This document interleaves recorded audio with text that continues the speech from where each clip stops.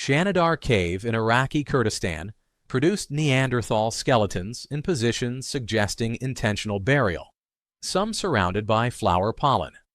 A 2020 reanalysis of a newly discovered burial at the same site, published in Antiquity, confirmed deliberate burial approximately 70,000 years ago.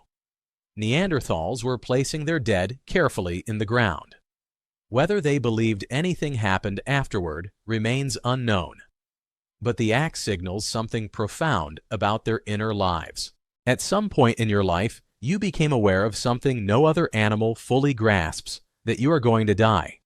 Not just that danger exists, but that you specifically will one day cease to exist. Scientists call this mortality salience, and it is one of the most psychologically significant realizations a human being ever has. When did our ancestors first have it? And what did they do with it? The answer is written not in words, but in the ground itself, in the way ancient humans treated their dead, long before any organized religion told them to. Shanidar Cave in Iraqi Kurdistan produced Neanderthal skeletons in positions suggesting intentional burial, some surrounded by flower pollen. A 2020 reanalysis of a newly discovered burial at the same site, published in Antiquity, confirmed deliberate burial approximately 70,000 years ago. Neanderthals were placing their dead carefully in the ground. Whether they believed anything happened afterward remains unknown.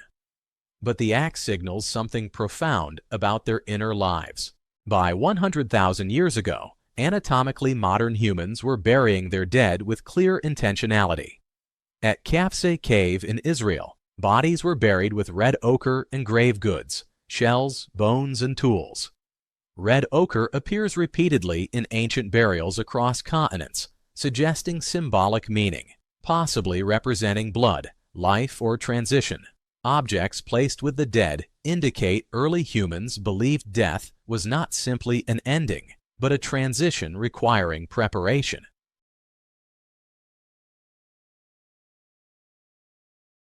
By the time writing emerged in ancient Mesopotamia around 3000 BCE, we finally have direct records of what people believed happened after death. The picture is not comforting.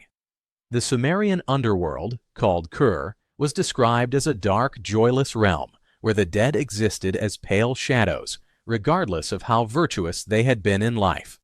The Epic of Gilgamesh, one of the oldest written stories in history, follows a man who cannot accept death is permanent. After losing his closest friend, he seeks immortality and fails. The lesson is blunt: death is inevitable. Live fully while you can. Ancient Egyptians took a radically different approach. Rather than accepting death's permanence, they built an entire civilization around defeating it. Mummification, preserving the body with natron salts, removing organs, wrapping in linen, was designed to maintain the physical vessel the soul would need to return to. The Book of the Dead provided instructions for navigating the afterlife. The pyramids themselves were not just tombs. They were resurrection machines. Death for ancient Egyptians was a problem to be solved through preparation and ritual. The way a culture treats its dead reveals what it believes about life. Ancient burial practices show us that the impulse to create meaning around death is not a modern invention. It is one of the oldest human behaviors we can identify. Terror management theory, developed by Jeff Greenberg and colleagues, argues that much of human culture, art, religion, achievement, legacy, is unconsciously driven by awareness of death. The pyramids, the cathedrals, the great works of literature. All of it may be humanity's response to knowing we are going to die. We don't know the first moment a human being looked at a body and understood what death meant. We don't know what they felt, but we know what they did. They placed the body carefully. They added objects. They marked the spot. That act, repeated across hundreds of thousands of years, in every culture that has ever existed, is one of the most distinctly human things we do. Every other animal moves on. Humans stop and grieve and try to make sense of it. Whatever you believe happens after death, The impulse to ask the question is one of the oldest things about you.